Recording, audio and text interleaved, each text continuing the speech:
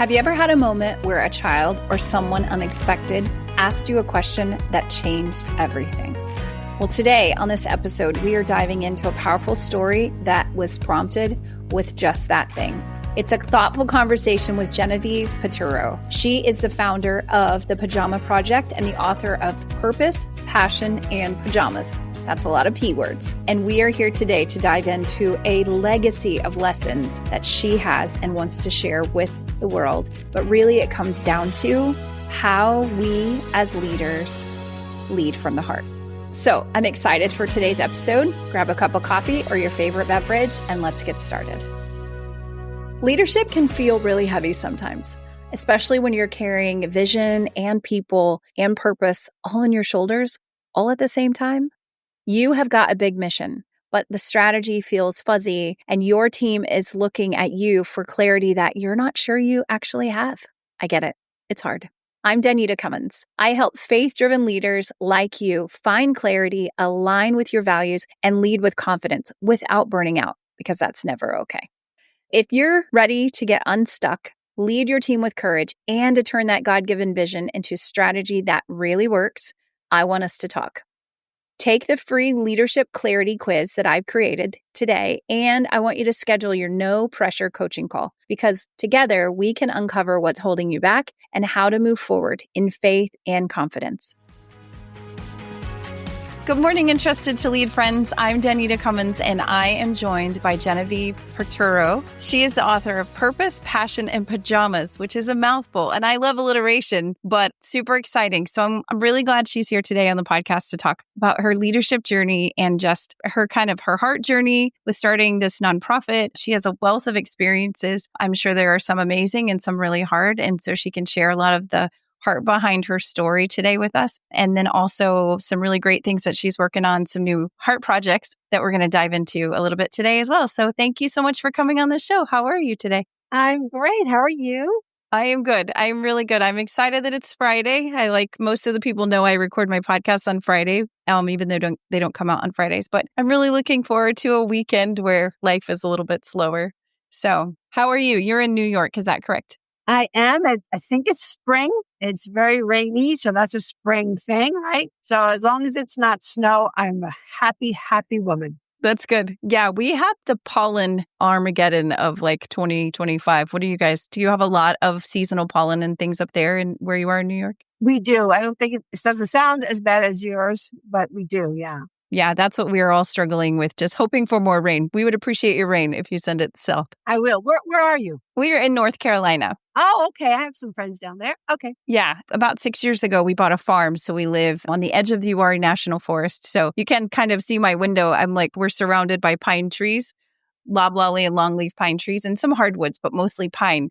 And for my husband and I, we grew up in the Midwest. So we are just still amazed today at the forest of how, of course, it's an ecosystem, but just the beauty of it and the intricacy of it. And then also kind of when it comes in full force in spring, we're like, the forest is awake. It's definitely letting you know. So we're navigating that in our new season of life. So the first thing I wanted to just jump into a little bit about the story, how you started the Pajama Program. And I read a few of the different pieces of your story. This journey, you started it with a single question from a child, which I think is such a powerful anchor, because when we look at things, our callings in life, we kind of can come back to this one simple message or this one simple piece. So can you take us back to that moment and how that shifted your perspective on purpose and just kind of where you are today when you look back and reflect? How important was that moment in your life? It was very important. No one ever asked me about purpose. It was never part of a conversation. I just wanted a good job. That's what my family wanted for me. That's what everyone I went to school with wanted. We wanted good jobs, of course, exciting jobs. And I wanted a job in television. And I got that job. For 12 years, I climbed that corporate ladder in New York City. And it was exciting. It was crazy, workaholic. All of us women wanted to go as high as we could, break the glass ceiling, go up to the top and be in the C-suite. And I was doing all that. And I bought a place and I was doing everything following the rules of how to be successful. So 12 years into that crazy life, I heard a voice in me, which is the voice that came before the little girl's voice. And it asked me, if this is the next 30 years of your life, is this enough? And I realized in moments that if I kept this lifestyle up, in 30 years, I'd still be single. I would be tired. I'd have nice things, but there was an emptiness I felt. And so I thought, I don't know what to do with this empty. And all of a sudden, I remembered a news clip I had seen, and social workers taking children out of a home they were being hurt in. And I called up those shelters and I said, is this where police and social workers bring these children? And they said, yes. And I said, can I come in and read to them? And they said, yes. And that was 25 years ago. And I went in and read, and I saw how broken they were, and it broke my heart. But after I would read, they'd go to a room and sleep. And that was a cold, it wasn't like my mom put us to sleep, our beds, our pajamas and stories. And these kids were trying to get comfortable in their clothes that didn't fit and that were soiled. And I brought pajamas the next time. And the staff thought that was so nice because no one thinks of pajamas. And when I gave them out, and the little girl asked me that question, and that question was, she whispered it to me, what are pajamas? That changed everything in my brain. It just went collapsing and my heart was breaking more. And that's the beginning of the end of what I thought I wanted and the start of a heart-led, purposeful life. That is so incredibly powerful. I think for me, maybe I shared when we first talked, we have a outreach center that I have been doing for 15 years. We started the nonprofit piece about, I guess it's been 8 years now, in that journey of starting a nonprofit and doing the things. And in this season of my life, I see that more and more. Like you said, it's like we're climbing this ladder to where are we going, and how do we define success as people? And I've lost a lot of people in my life in the last 5 years that are really close to me. And so I've over and over sat on the side of the hospital bed or closed out bank accounts and estates and watching things being sold in boxes for pennies on the dollar. And it's just this very real piece of my life where I'm like, wait, what are we doing? What are we doing with the time that we have? What are we chasing? Why am I so exhausted? And do you feel like you said that because you talk about you had this career and you were doing all the things? I like to say I had a big girl purse and a big girl job with big girl shoes and a big girl hairdo. I had all the big girl things. So you were doing the big girl stuff, and then you had that feeling, is this enough? So were there other early signs other than that moment where you felt that in your heart, like where you felt like you weren't fully aligned to your career, or maybe there was something else? Was there other things that you noticed throughout the day other than just that one still small voice? No, that voice, but my father came off the boat from Italy, and my mom was also traditional Italian, and I was the firstborn. So my parents expected me to get married and have children, grandchildren. And I know my dad expected that. And they would try to talk up that option as they saw me trying to get good jobs. Maybe because I was the oldest and I felt like I'd help take care of the other three that I wanted out. I wanted to be a success as the world saw. But all that came rushing back like, I think I missed something. What we had growing up was precious. I loved it. And it was nothing against them, even though, they felt it was at some point. So looking back, I know I just shoved their ideas to the side. But for me, I never had a doubt. I thought I always knew what I wanted. That's so good. Yeah, I can see that too. That makes a sense. And in a traditional sense, just, I don't know, culture shifts. I mean, I can even look back from my grandmother's life and how she grew up and the culture and the environment, like you said, and what jobs are available for her and education as compared to my mom, as compared to me, to my daughter. So yeah, so I think there are a lot of shifts too we see as women in the marketplace as we go across in the last 50 years. So it is definitely a lot of tradition and culture and things kind of also under the surface. So you left this structure, I would assume, title. We talk about a lot about that, right, from an identity perspective. But then the structure and security of corporate America and this job that you had built, and then you launched off into this new nonprofit, this new world. What advice would you give to a leader who's feeling called to pivot? And we'll talk a little bit more about that, hopefully, as we go. But I would assume that when you were doing that, there was this, did you struggle with fear, or did you struggle with any of those insecurities? And how did you overcome those in the beginning? Yes, everything. I struggled with everything because I couldn't talk to anybody then. Now, purpose is a word we're comfortable with. Fulfillment, meaning, not taking a job because it doesn't fulfill us. Nobody spoke like that 20-some years ago, but it's okay now. We expect to be fulfilled. We expect our leaders to understand that we need to feel like we're contributing and that We are choosing where to work. We're not just grateful for any job. So I would say it's a different world. And I coach a lot of people and I help with people who want to make a jump or a slide. And I help either way. A jump is clearly what I did. You just take a jump. You haven't planned as much as you could have. And I have lots of tips on that. But also a slide works too, because a lot of people can be fulfilled if they just bring in that piano playing, that musical piece. They don't have to be a singer. If they want to be and they want a chance at all, go. I'll support that and we'll make a path. But sometimes just making room in your life for what you've pushed on the back burner, that fills your life enough to feel like you have it all.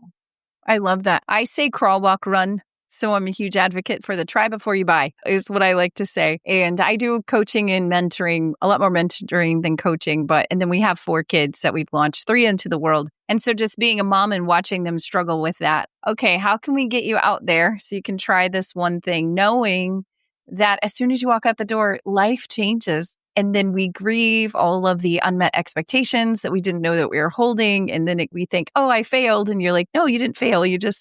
You have to start again. So I love that you said it's either a jump or a slide. I love that. A jump or a slide. So, well, do you want to dig into kind of like you said, I have some advice for the person that maybe wants to take the jump? Because the slide one, I think, like you said, you've already said, pull in little pieces and parts to bring joy to your heart. But what advice do you have for that person that is making the jump, already made the jump?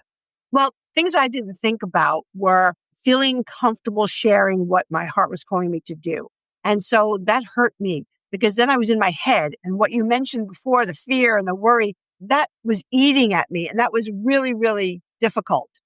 And I think if I had started sharing earlier, I would have found my cheerleaders, but I didn't. So the first person I went to knocked me down, told me I was crazy. Why would I do that? I'd worked 12 years. She had 2 in a big organization. And I clammed up again for another 6 months because I thought, I know I have no answers. It sounds ridiculous. Quit a job, a high-paying job where there's a future to give pajamas to children, and I have a mortgage. Of course, when you say that to yourself, you say, am I crazy? And then you think, well, maybe I'm not crazy. And you say it to someone else, and they say you're crazy. You go back into that retreat mode. And it took me another 6 months to meet a man who turned out to be my husband. I married him, who said he understood heart voice, and he said, go for it. So I think the earlier you start to tell people that you trust, the sooner you'll find those cheerleaders. And the minute you find cheerleaders, you feel like Superwoman. That's the number one thing that I tell people to do, to be honest, to share it. And again, it's a very different, better world in that respect now than it was 25 years ago. So, but still, I get people's trepidation about actually breathing those words to someone who sees you as a corporate success. That's so true. It's interesting we're having this conversation today because my husband today is his last day in corporate America, and he resigned to go after this or North Carolina. So during Hurricane Helene, and we've both worked in military communications for decades. And so he's very good. He's a RF and network engineer, and he's just very talented. He's a creative and he designs things and he creates things. So all that to say, he shortly after created a solution, a mobile communication solution as a response to Hurricane Helene. And that was exactly what it was. He was like, if one person's life could be saved, then this matters. And so he's actually today's his last day. So we woke up this morning and we were like, okay, well, it's resignation day. To your point, I think I'm okay with we'll work through it. The daily bread, we'll have our daily bread. But it is almost that insanity. You feel insane. You're like, why am I walking away from a really good corporate job where it's a guaranteed paycheck, where I know that I've got all these things to go after a dream? I can personally empathize with the person on the other side of the microphone that might be going through that today. It's a big hurdle. I get it. We base so much of our worth on what other people think. And also we've invested. How many years? I invested 12 years. Some people have invested 20 or more. And now they're thinking about making a change. Not only is it preposterous, sometimes they might think, but are there skills you don't have? Are you going back to school? Are you starting an entry level? I mean, it's all so daunting. I get it. But only thing that I can say that I know it affects people is you will never believe how good your life can be. It changes what you feel like when you wake up. It changes the people in your life. It changes so much, and you feel like you own yourself. you just have to close your eyes and feel like what that would feel like compared to maybe the jail you feel like you're in, to get the courage to say, okay, let's do it. And if I'm coaching you, I'm there 24/7. I am, because you can slide back. It's so easy to, and it's worth going through the darkness. The light's there. That's so good. Yeah. Because you're right. It is easy to fear, right? Is really what you're saying. Fear of so many things that we don't even, they just bubble up. And then you're like, oh, what is this? Fear's a real thing. That's so true. So when you transitioned from corporate America to leading this nonprofit, starting and leading this nonprofit, and so what leadership lessons did you take with you? And then what things did you have to leave behind or unlearn that you found? Wow, this is the perfect question. I just wrote an article for a website asking me to write. My philosophy, my mindset is leading with love is a mindset. And I do a weekly email to subscribers, leading with love, tips from a friend. And I wrote the story on this exact answer to your question. When I started to lead Pajama Program, obviously I was leading myself. Then there were volunteers, and then there were staff. Now, I grew up with bosses with rules. And like most people in the 80s, I sat in a meeting. The boss made the rules. The boss dictated what assignments you had. And in the meeting, mostly we were quiet and he or she was talking. In my case, lots of he's were talking. And we went away and we did the job and we came back to hopefully good job. That was what I expected to be like as a boss in that business. I was striving for that corporate office and I thought that's the boss's way. That's it. When I was leading Pajama Program, I think because it was a heartfelt move. Now, anything you are doing, even if you go from being an accountant to saying, I really want to be, let's say, a veterinarian, or I really want to be an actuary, or I want to be anything, it doesn't own a chain of grocery stores. The fact that you are in touch with what your inner soul says is your purpose and you want to do, that's heartfelt. My work in the TV business was not heartfelt. And if I had made a move to do anything, it would have been because my heart was telling me to. So this is not a nonprofit scenario only. If you're making a move, it's because something in you is desperate to express itself, and that's your heart and your soul. So I was leading with my heart, and it was a mix of joy because I would just be me. I was being natural in the answers and in collaborating. I was free to say, I have no idea. Do you have any ideas? My bosses would never say that. And I don't think I would have ever said that if I had made it to that top corner office. I wouldn't have looked at my team and said, I have no ideas. Do you have any ideas? But here I am. And you know what? They had ideas. And some of them were better than mine. And some of them, most of them, propelled us forward. And we were successful. We are successful. And I think it took me a while to realize that it was and is heartfelt and leading with love. And we see how many leaders now are embracing it. Lots of women, because I think naturally we are more on the nurturing side. And so we carry that over. And also because people are tired of the boss. It's not a leader. So leading with love is compassionate, it's collaborative, it's inspiring. I had maybe one boss that was on the border of inspiring, but the rest didn't inspire me. They really intimidated me. That's very interesting. I have a lady I'm working with right now, mentoring, and she just expressed the same concern. So I think it's interesting, the connection. There's probably more people out there struggling with that than maybe I've thought about. But she was in corporate America working in this very directive, authoritative leadership styles. That's what she learned. Male dominated, which is fine, but it's just this authoritative, directive leadership. And now she's moved over into a nonprofit, and it's the heart space, like you said, is more open because now we're doing heart things in this nonprofit. But she's struggling to try to figure out, how do I lead in this environment? And who am I? Because the model that I saw, which is very directive and this piece, it doesn't fit here. And I'm struggling to try to figure out, what skills do I need to learn as a leader? What things do I need to work through? So I think it's a very interesting conversation. And like you're saying, it's really back to doesn't have to be nonprofit or corporate or in the government space. I work with a lot of military people and in the government spaces. The heart piece, I think that's a really great universal connection. That's really, really good. And I think if you can connect to those pieces, like you said before, it doesn't have to be all or none.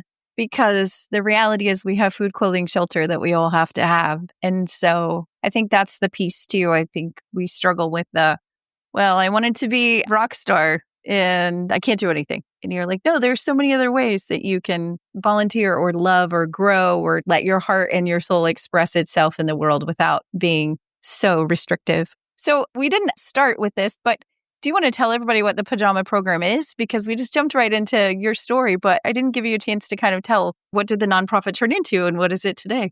Well, I started bringing bags and bags of new pajamas and new books, storybooks, to the shelters because I knew that instinctively knew, and in time I realized, I instinctively knew the storybooks would take their mind off their fears. These little ones were so afraid being taken from a place where even though it was hurting you, the only place you knew, to the strange place, not knowing where you're going. Can't imagine the trauma. But I was hoping that storybooks would ease their minds, looking at the pictures. They listened when I read the stories, even though some of them cried and they were afraid. There's something just magically in a storybook pictures and the words, if they can read them, that's soothing. And then, of course, the pajamas, and I gave the ones that would fit each child. They were soft and warm and clean.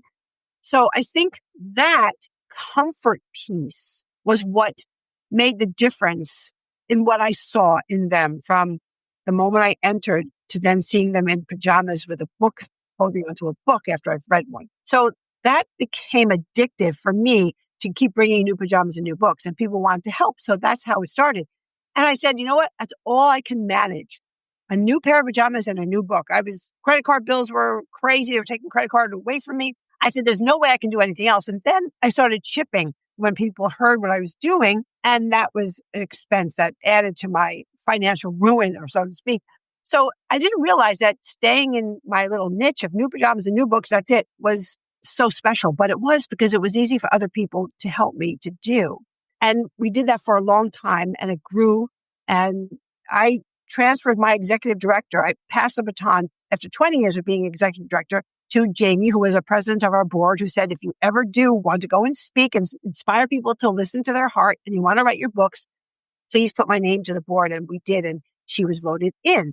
So she has grown a little bit, not too far off from what we do, but including the bedtime routine, because none of us get sleep, right? Now it's a crazy world and we've all discovered we're losing sleep. It's affecting everything. And the children who've been through trauma and who are living with family or no family experience it in such a detrimental way because it's going to stay with them from a child through their life. That stain of fear at nighttime and trauma. And so they're afraid to close their eyes for a lot of reasons. So incorporating that downtime and teaching whoever's taking care of them, family or caregivers, the necessary time with pajamas and a book that a child needs to find a relaxing place is so important. So it's about the bedtime love and the comfort and security and peace. And we all seek that. So we're trying to make sure that the children get as much as possible. Yeah, I think that's so powerful. I think about that too with our kids growing up. Bedtime was very much an intentional space. And we were in the military, so there was a lot of unknown, unpredictable life. But bedtime just always became this very special, very intentional space, like get in your jammies and all the routine and the structure, obviously, as a mom, because I was alone a lot when my husband was gone or when I was in the military deploying things. So I think the thing that we often miss, like you said, is the comfort and the safety and the security and the stability that children really need. And how important and powerful that is. And when it's gone or when it's missing, it's just one more element that you don't really consider. We just kind of get up and we do our thing and we don't realize all the things that they're missing and how detrimental and lasting I think that is. And one more thing that as a mom, and I learned I am not a mom. I don't feel like I am on the same level as you and as moms. That's a very different, more significant role. So I think that's beautiful. But that bonding at bedtime is missing for the children most of the time, especially the early days when I went to the worst shelters. The best shelters, the worst scenarios for the children, because that time at night when I would climb into bed, and my mom would come to each of the four of our bedsides, and we'd have a little alone time. That was precious. And again, I never thought about it, but watching these kids tossing and turning with trying to hold on to each other in some cases on a small surface in the clothes that didn't fit, and they're crying. Like, where's that? Mommy's here, and mommy will be here tomorrow morning. And if we didn't feel well, the four of us still kid as adults, we would whisper, Mom, and from downstairs, she would run upstairs. And that bonding I've heard from so many of our supporters over the years. They would tell me stories about what their child revealed, their fear, or tomorrow I have a test, I didn't study, Mom, I'm really afraid, or worse, or just, I love you, I feel really happy today, Mom. I'm so glad I got an A, or I'm so glad I got a puppy, or I'm so glad I helped you make dinner. And I mean, those moments, they support us, or in the worst cases for some of these kids, they last, that loneliness. So I learned how precious bedtime is. And so I was just so grateful to have an opportunity to provide some comfort. Even if I was invisible, we were all invisible till the child in a box arrived. It still said to them, somebody cares. Yeah, that you matter. That's so powerful. And I think it's just such a powerful space because we look at the suffering of the world and we think, well, what can I do with the $3 or 3 days that I have? And you were able to, with a team, I say that because I totally understand being a founder and starting something at 2:00 in the morning and your brain is squirreling and you're like, I have to stop the pain and I don't know how. And then I say very much for my faith, one person gets brought in and another person gets brought in. And so now I say to volunteers when they come, I have no idea why you're here. And I just say that to them in the openness of like, I don't know why God sent you. I don't know what your heart is saying. I don't know your heart story. I don't know what your soul is looking for. I know none of those things. My job is to steward you and your heart for the time in which you're entrusted to me. But that's a partnership. I need you to meet me halfway. That's you saying to God, use me. Yeah, that's right. Open hands. I have no idea. And why are you bringing these people to me? Because I don't know what to do with them. And there's always someone who has a new tool or a new idea that gets us to the next level. So I got feedback just yesterday from a guy who's on our board, who's a wonderful mentor to me now and supporting us. The thing he said, which was so sweet to me, he says, I said, thank you for everything that you do, Mike. Thanks for everything. And he said, thanks for giving me an opportunity. And so I think just from one founder to another, thanks for giving the opportunity to people. Thanks for being brave enough to put yourself out there with the $3 and the 3 days that you had to just be like, I'm going to help this one kid. And if I can just help this one, then 2 kids, then 4, then however many. So it's been 25 years, you said, 25 years. So how many numbers do you guys have, statistics, turns how many families you've helped or whatever? More than 8 million pajamas and books have been distributed around the U.S. in 40-some chapters, and it's growing, and it's a beautiful thing. I want to say back to your volunteer experience, you hit it on the head. I never realized how much we were helping donors and volunteers. And I see why he said, thank you for the opportunity. People want to help. They don't know how until they find what touches their heart. Then they're like, oh, I got to go there. That's calling me. But I can't tell you, and you probably know this or you will. We would have children and we would have volunteers come to read to the children. And we would count on those volunteers, right? We didn't want 12 children and 2 volunteers. It was heartbreaking, right? So, and we'd all make it work. I can't tell you how many times a volunteer would pull me aside and say, I almost didn't come today. You wouldn't believe what's going on in my life, but I forgot everything in this hour and a half. I forgot everything. Thank you. The first time I heard that, I didn't even get it. When I got it, that's the opportunity. That's as meaningful as the work you set out to do, is how you are affecting people who want to help. That's so good. It's interesting you say that because we just talked about that last week, I think, on we all have all of our own stuff. And I think that's a big part of not stepping out in faith, not trying. I wrote a book last year, not about my book, but about promise over purpose. But it basically is like, God tells us to love him with our heart, soul, mind, and strength, which will take a lifetime. That's a lifetime journey, period. And to love your neighbor as yourself. And you can do that in a billion different ways. And so we stay over here, and being overwhelmed by our life is completely valid. And some people are carrying really hard, heavy things, like you said. But there is such an opportunity for you to just show love to one other person. And it doesn't have to be big. It doesn't have to be grand, like you're saying. It can have such an impact in just a very small, tiny piece of just showing up. So I think that's really powerful. I'm anxious to say, because you are hitting all the parts of my heart that are so excited to be awakened after climbing the corporate ladder. And I'm just feel like they're so free, but you're touching on so many things. And what we're talking about, it has to do with business, not just nonprofit. We're not talking about warm, fuzzy stuff that we volunteer or we start nonprofits to do.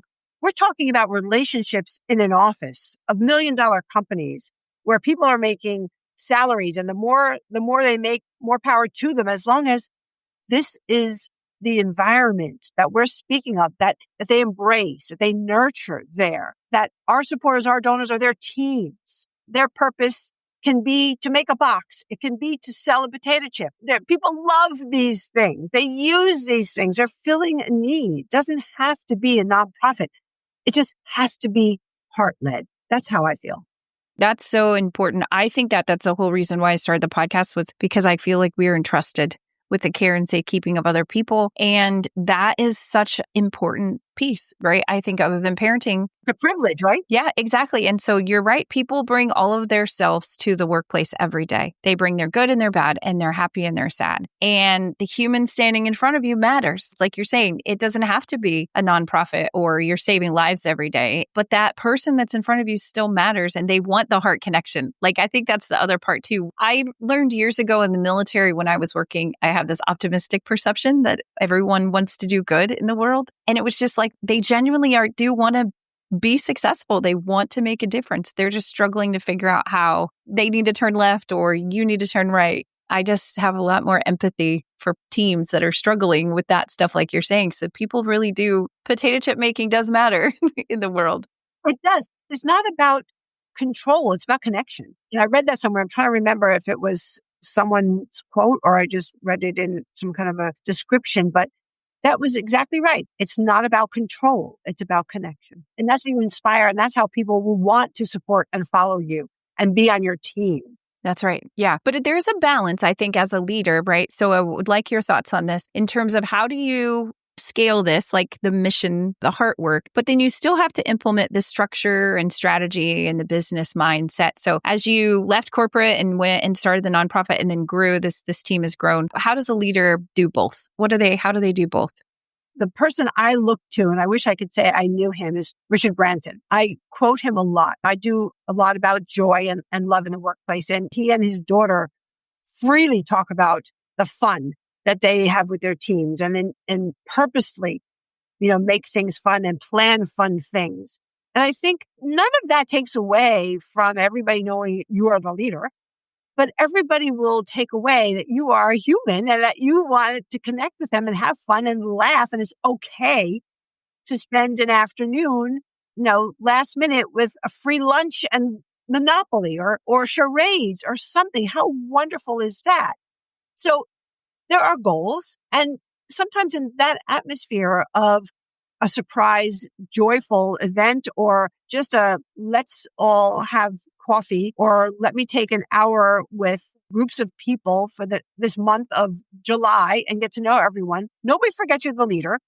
You can take all the opportunity you want to talk about goals, but you can ask also, I am open to ideas. You can say, this is how I've set it out, but Lord knows I'm not the only one with an idea, and I would welcome, because if you are here, it means we believe you can contribute something, and feel free anytime. My door is open. None of that says walk all over me. I'm not really taking leadership seriously. It's saying I have enough self-confidence in my people and new and rising stars that you have ideas that are worth millions. And if you bring them to us and you share your opinions, you're going to shine a light on things that some of us are just so focused on one way we don't see. It's about not being afraid to be vulnerable. It's about not being afraid to lose control. It's about not being afraid that people won't see you as the big boss and bow down. That's going away. And I think that that's healthy. I agree with you too. And I think the other thing that creates is it creates ownership I think, like you said, from the person, now they're invested and you want employees to be invested in your business. You want employees that are committed to the mission and the cause, even if it is building tank engines or whatever they are, but you want people committed to your mission of the organization. And when you give them a voice, then yeah, they're the best people who know how to do their job better anyway, we would hope, because they're the ones on the front lines every day. So yeah, I think that's so good. I can see that too, this inclusive leadership. It's getting a little bit more, I won't say common, but it's definitely the language, right, is being presented in the world. But it's also on us. It's on people who are being hired, people who are looking for jobs. And I coach a lot of people who are, new to the working world. And I always say you are worth every penny that you want to make. You are worth, if you're going for a job, you are worth it. And you can say, can you tell me what you do for the community? You can ask questions. You can hold the company accountable. You can say, this is where I feel I can make a contribution. And I really want to join a company where I can grow and I can be creative in this way. Speak what you want. It's your decision. I remember going for a job thinking, oh, I hope I get the job. I hope I get the job. I hope I get the job. Never mind. I hope it's a good job for me. I hope I like it. It is being reversed. I just think we just also need to be mindful of how we present ourselves. So it isn't coming off as selfish, but it's coming off as I'm willing to be a team player. I just want to make sure you understand where I am. Otherwise, neither of us is going to be happy in 3 months. I say that a lot too with people. I'm like, we're not victims in the 21st century workforce, really. I mean, we do have layoffs, and I have some friends who are working through the Doge debacle right now that work for the federal government in different fashions. So I don't say that in a lightly just skip over it, but because things do happen to us that are outside of our control always. But we do have much more of a voice, like you said, and we do have that ability. It's a contractual agreement. I kind of come to it like, I'm going to give this much for a certain amount of money, obviously. But I just want to make sure it's a reciprocal relationship. And we don't often think of that as employment, that you do have a voice, that you can say, I don't align with the values. I think it goes a lot back to values too. We don't often know what our values are. Like you're saying, till you kind of get to these places in your life where maybe there's a heart moment that sparks you, or a tragedy or something hard, or you're sitting on the bathroom floor like, I don't want to do this anymore. But I feel like there's a big disconnect between what we as our heart and soul, what we value, and being able to find that, to put words around it. And then you can measure, does this opportunity align with my values? Well, I don't even know what my values are because I've never even asked. So I think it's so important, to your point, because then we'd maybe hopefully have a lot less grumbly people. It's also work, life, and health balance. We can see health, we can see the issues that are coming up because we've been overworked, or we're not speaking our piece, or we feel, I believe that how you feel dictates so much of your physical ailments and depression. And especially the kids these days are having troubles. It's just when you join a group, any kind of a group, you have to make sure that you'll find ears that understand health, life, work balance, and that it's supported, that you aren't expected to work as a maniac unless you know that it's presented to you and you are all in. But I think it's fair for somebody who's looking for a job to say, this is my situation. I will give 100%. I want to know, have you structured anything about work-life health balance? Is there something you can tell me about that experience you've had, or is it relevant here? Is it a conversation in this organization? No, I think that's super helpful. And I appreciate that you give language, because sometimes we don't know. You're like, I don't know. How would I even say that? So, because again, it's not, these are the 5 questions I want to ask on my next job interview. But you're right. It's so much a part of who we are. And it affects us whether we know it or not in a very big, deep way. And I think that's a big piece of it too. And then just you're willing to accept that. So I think that's the piece I go back to. Sometimes we accept positions or we accept jobs, or we're in situations and we don't know. And expectation management, again, we get in and we're like, this isn't what I thought it was going to be. But we do always have a voice. So I think that's super important. Is there any advice that you have around how to rally a team around a vision that flows from your personal calling? You had to kind of do that from the ground up, and then now you're doing a lot of coaching and teaching and you're writing. So what advice do you have for people? This is probably a selfish question for myself, but how do we do that to really get a team around this vision that you have or that someone has? Well, I think it's important for a leader to share his or her story. And it's a lot of times emotional, and share it that way. Share it that way. If you have to stop and collect yourself because something is sensitive to you or something happened, take the moment. Let people see how this has touched you because they will feel it. And also, it's important to know why the other person is drawn to you in the first place or to the job in the first place. So ask.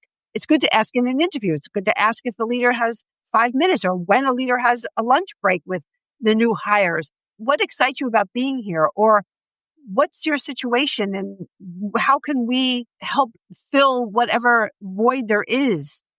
If there's a feeling of some kind of common ground, whether it's the purpose of the organization or if it's changing lives in a certain way, or if it's people first and products will follow, they have to decide what is the common thread between the leader's vision and each employee. There's got to be something more than I just need a job. I mean, I guess we'll always have that amount of people, but it should be the least amount of people with that reason for being there than most. And I think that that is a part of the interview process. Why are you here? And it could be, I'm not interested in your product, but I love that you support this. Tell me why you support this. And then the leader can say, I had a child who this, or one of our employees this, or always loved pets, always loved something, and throw it right back. Why does that touch you? And you'll hear a personal story. I do retreats and things, and that's such an important question. And I usually ask, share a story about you and your best friend. And then I'll say, and that can include your pet. And things come out. I'm not asking you about necessarily your wife or certain specifics, but tell me about a story of you and your best friend or you and your pet. And that's when people get soft and heartfelt. And that's the time to do that. That's the time to share that. Yeah, that's so good. Well, do you want to talk a little bit about your new heart project that you're working on and how we can help support you or the different things that you're doing? I know we didn't get a chance to dive into that, but I know that's a big part of what is important to you right now. Yeah, it's sharing that leading with love is a mindset. You wake up every morning and one of the tips is you wake up and you say, how can I connect people today? And you walk in with that intention and you trust your heart. And maybe it's the day when you say, we're going to play charades. It sounds crazy, but free lunch and we're going to play charades today. Or you find someone who can play the guitar. You see what somebody is a golf pro and you say, listen, there are people here who love to hear you play or love some golf tips. Why don't we schedule a Friday every month and we'll find the experts here. And we can say, okay, so-and-so, anybody want to learn about golf? We're going to have one of our own teach us tricks about golf or play some music or something. But if you open to that kind of a relationship with your team, the ideas are just going to come. They're just going to come. And like I said, you can use that opportunity when people are laughing and playing games or listening to music to say, we're a little behind on our goal, everybody. I could use some help. I've exhausted all my resources. None of us on the A team, the C-suite can figure it out. I know you guys are in the front lines. Got any ideas? And it's a very different atmosphere. It's a very open, inclusive atmosphere to get work done. Trying to find someone that you don't know well and say, why don't we have a cup of coffee? And I bet you most people would be thrilled and also intimidated that the top person is asking. But that will take down barriers too and open doors. And I have a friend, Kelly, and she runs a company. And whenever there's a new hire, she writes a personal welcome card. How great is that? I mean, I would love to have gotten a welcome card with my name on it, signed by my top boss. Isn't that a great idea? I told her I'm going to use that. I love that idea.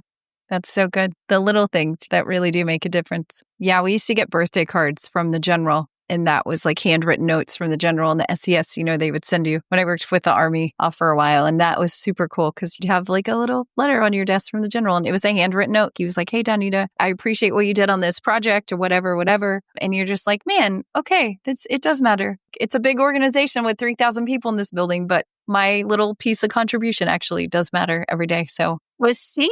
Yeah, it was acknowledged. Yes. Yeah, I'm seen. That's right. I know. That was beautiful. Kudos to the general. Yeah, very true. I learned a lot of really great leadership lessons from the military, so I greatly value those seasons.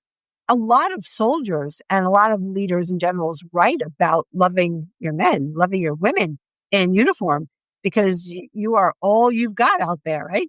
So a lot of our lessons come from those of you who speak and write about love in business. You don't get any more down to business than when you're fighting for your life. That's very true. I think I've seen that. I say that leadership, the way I see leadership is not what we would think in the world. It's the silent warriors who are bonded. Yeah, they're the quiet guys in the back. Will give literally their life for you. It's just a powerful thing to see. Yeah.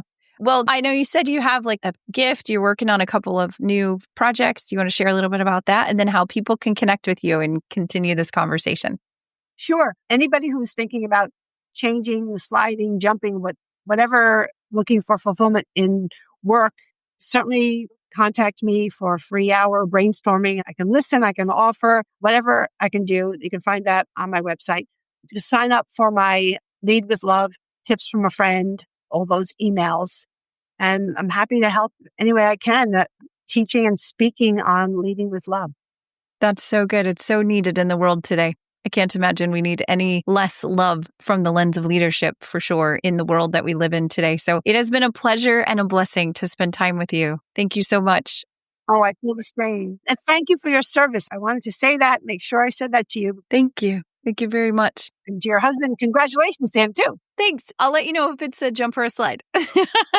So we'll keep updated, but I'll put all the links in the show notes. And it has been a pleasure. Please let me know if we can ever help with anything and come back on the show maybe and let us know how the new adventure is going in the fall. I'd love to have another conversation with you. So thank you.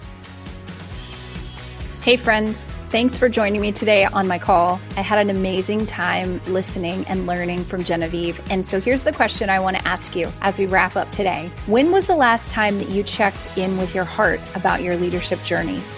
I know we talk about the heart thing a lot on this podcast because it's super important, friend. And so today, I hope that you learned a lot of lessons and got to be inspired by Genevieve's story, the challenges, the fear that she overcame in order to bring this powerful message to the world. And I hope that encourages you and strengthens you and gives you hope and challenges you a little bit to move outside your comfort zone. Because as we often say, you only have one life to live, right? So I just want to remind you, keep showing up every day, even when it hurts, because you matter. Okay, friends, have an amazing day. I'll see you later.